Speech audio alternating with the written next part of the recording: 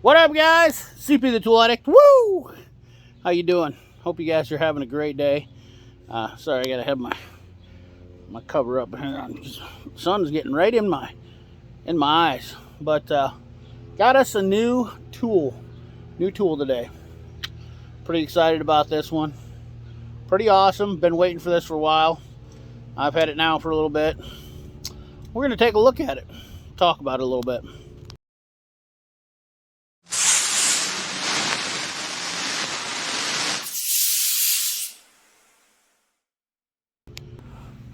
All right, so here we go. We've got the Lisle 40100. This is a hub remover tool. So what this tool does, if you guys know, you have wheel bearings or the wheel hubs that you got to replace, and sometimes they're bare. Okay, and you got that little hub shocker tool that you stick off and you beat on and you flip it back and forth and whatnot. It's a lot of physical exertion. You know, mechanical advantage is always better when you're going through the long run. Let's open this bad boy up. So we got this deal here. Comes with a couple pieces. This is an adapter. And this here unit here, which is pretty thick. I mean, about the width of my dirty fingernail. But what you do is essentially you're going to stick this piece right here into the slot, which allows you, if I can get which allows you to have some freedom with movement. And then you stick the forcing screw, which is this bad boy, into that, and then you're going to bolt these on using these washers into the hubs and into your hub on the tool. We're going to try to show you a little video of how this works. I'll show you a little demonstration. I haven't had any hubs to pull, of course. When you get a new tool, this is how it works. You know, you got to wait 6 months before you ever get a tool. Now, the thing about this one that I think I like is, like I said, a mechanical advantage. Problem is, you just can't you got to use your noggin a little bit before you're using this, because you start pushing this forcing screw and you start pushing it onto an ear of a brake saddle or whatnot, you're going to bust that brake saddle off. So this requires brain power. You know, the thing in between your ears, this requires brain power. Not brute force and ignorance. Just don't stick this thing on there, because this plate is not going to give. You know, this isn't going to give. This is all made of heavy duty steel and Acme forcing screw, which is, you know, same thing they use pretty much on ball joint presses and whatnot. But you can't just get on this thing and start ripping the RPMs on it and whatnot. You got to make sure that you're paying attention. Always wear glove protection. Always wear eye protection. You know, always use protection, fellas. So yeah, let's try to look at this in the shop. I gotta show you guys how crazy this dog is. He's about to go out. Watch him go. Get him. He gone. Right away. Running away. Silly. He's gonna go check the whole yard. Gotta make all of his laps. Stay here. Just something else. Right on. Alright, so we're gonna take a look at this real quick. Show you guys what we got going on here. So now keep in mind, this is just a mock-up because I don't have a bearing to pull. They're not like you get one every day.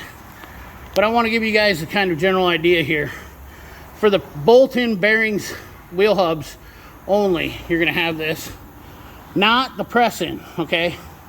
So basically you got your forcing screw on here, and just pretend the rotor is not here, your brake saddle's not here, and you would take this forcing screw, and you've got adjustability. You see your washers.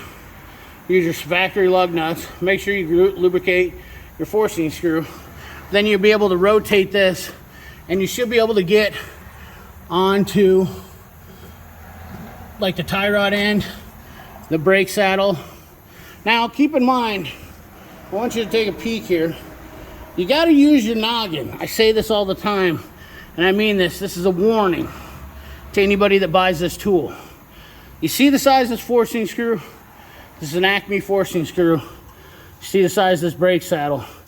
Don't become Hercules and start ripping and reefing on this thing like crazy when you're using this. Because otherwise you're going to bust an ear off the saddle and you're going to have a bad day. A real bad day. In fact, just to look at it, which on this Honda you wouldn't be able to do that. Let's see here. On this Honda you'd have to go back here to this saddle right here. But you're going to have to replace that whole control arm then. All the way up. The whole control arm if you bust that saddle off. That is cast. So, something to keep in mind.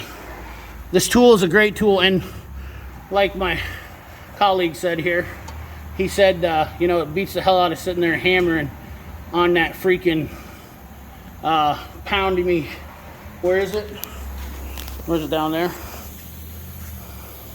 Oh yeah, there it is. The Banger 1000, which, you know, that's kind of been the good. And you can see a lot of guys make these things too. They're $100. This thing's only, I believe, 80 bucks on the website, so it's good value. Plus, it's a press type. Anything that comes with a press, I think, is the way to go. So, yeah, that's my spiel on that. Let's talk about an Icon toolbox. And look at that, he's got a hutch now. So yeah, we can, maybe one of these days we'll be able to do a toolbox tour. Let me know what you guys think.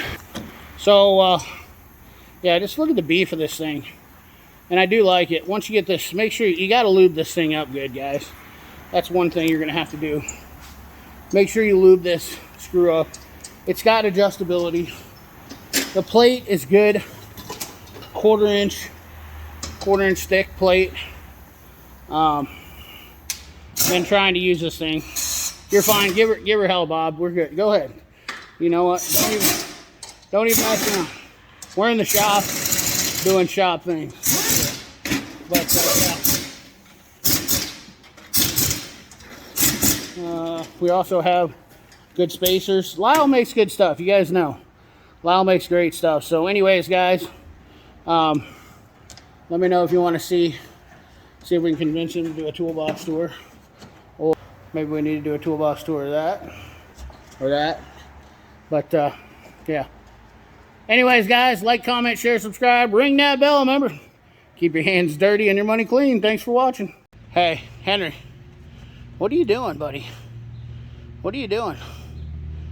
Are you fired up?